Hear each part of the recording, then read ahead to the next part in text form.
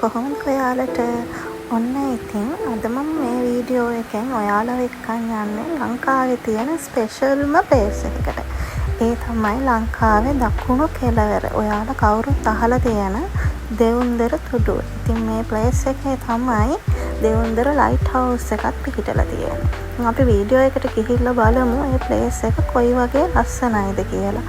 මේ ඔයාලට පේන්නේ එතෙන්ට ගියාම අපිට sea view එක පේන්නේ කොහොමද කියලා. මාරම ලස්සනක් තමයි තියෙන්නේ. අපිට මුහුදේ තියෙන නිල් පාට මාරම ලස්සනයි.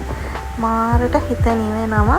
ඉතින් ඔයාලට මේ ඈතින් බලා ගන්න පුළුවන් දෙවුන්දර ලයිට් හවුස් එක. ලයිට් හවුස් එක බලන්න ගියාම මේ තියෙන්නේ දෙවුන්දර තුඩුව. එතන නෝට් කරලා තියෙනවා එතන තමයි ලංකාවේ දකුණු කෙළවර කියලා. ඔයාලට ලයිට් හවුස් එක බලන්න ආවම ලංකාවේ දකුණු කෙළවරත් ඔන්න බලා ගන්න පුළුවන්.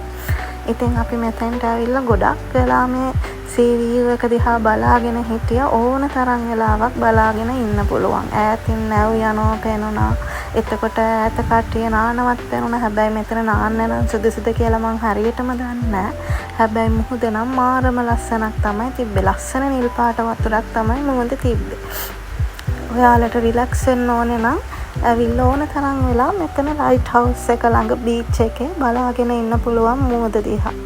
ඉතින් මෙතන ලයිට් හවුස් එක බලන්න යන්නත් පුළුවන් ඔයාලට. හැබැයි ලයිට් හවුස් එකේ උඩට නගින්න නම් මන් දන්න විදිහට පර්මිෂන් ගන්න ඕනේ. පර්මිෂන් අරගෙන තමයි ලයිට් හවුස් එකේ උඩට නගින්න වෙන්නේ. අපි නම් පර්මිෂන් අරගත්තේ නෑ. ඒ නිසා අපි ලයිට් හවුස් එක ළඟට විතරයි ගියේ.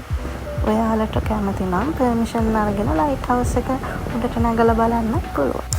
ඉතින් ඔයාලත් මාතරනවා නම් මේ ප්ලේස් එක බලන්න යන්න අමතක කරන්න එපා. ඔන්න මේ වීඩියෝ එක මෙතනින් ඉවර වෙනවා. තවත් මේ වගේ වීඩියෝ එකකින් හමු වෙමු.